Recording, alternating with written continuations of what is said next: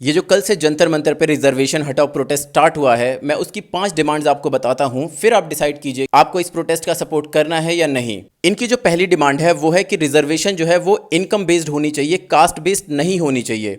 उसका main reason ये है कि जो SC ST कैटेगरीज में भी जो क्रीमी लेयर के लोग हैं वही रिजर्वेशन का फायदा उठा ले जाते हैं और जो निचले तबके के लोग हैं उनको रिजर्वेशन का फायदा नहीं मिलता। दूसरी डिमांड है 1 रिजर्वेशन 1 फैमिली 1 टाइम, यानी कि अगर एक फैमिली ने एक बार रिजर्वेशन का फायदा उठा लिया है तो वो फैमिली आगे फ्यूचर में कभी भी रिजर्वेशन नहीं लेगी। एंड यहाँ पे 1 टाइम का मतलब है कि रिजर्वेशन का यूज आप एक बार ही कर सकते हैं, या तो जॉब में या एजुकेशन में या प्रमोशन में। ऐसा नहीं है कि तीनों जगह आपको बारी बारी रिजर्वेशन का लाभ मिलेगा। इनकी जो तीसरी डिमांड है वो है मिनिमम क्वालिफाइंग मार्क्स, यानी कि जो लोग रिजर्वेशन का फायदा उठाना चाहते हैं उन्हें भी एक बेयर मिनिमम क्वालिफाइंग मार्क्स लाने पड़ेंगे ताकि -40 लाने वाले स्टूडेंट्स को सिलेक्ट ना किया जा सके एंड जो क्वालिटी ऑफ स्टूडेंट्स हैं उसके साथ कॉम्प्रोमाइज ना किया जा सके। इनकी जो चौथी डिमांड है नो रिजर्वेशन पॉलिसी, यानी कि कोई भी पॉलिटिकल पार्टी रिजर्वेशन के नाम पे वोट नहीं बटोरेगी। एंड जो इंदिरा साहनी जजमेंट में जो 50% की लिमिट तय की गई थी उस लिमिट को कोई भी गवर्नमेंट क्रॉस ना करे।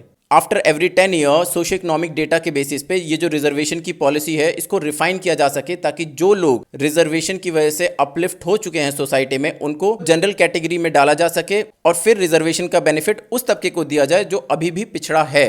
एंड इसकी जो 5वीं डिमांड है वो है सनसेट क्लॉज, यानी कि जैसे सूरज उगता है और फिर शाम को अस्त हो जाता है, इसी तरीके से जो रिजर्वेशन है वो हमेशा के लिए नहीं है, उसे धीरे धीरे हटाना चाहिए। एंड हमें अपनी एजुकेशनल पॉलिसीज़ और एजुकेशन सिस्टम को इस तरीके से बनाना चाहिए ताकि हर इंसान को इक्वल अपॉर्चुनिटी मिल सके पढ़ने की, ताकि वो डिफरेंट फील्ड में एक्सेल कर सकें। तो ये है इस प्रोटेस्ट की 5 डिमांड। अब आप डिसाइड कीजिए whether you want to support this protest और नॉट।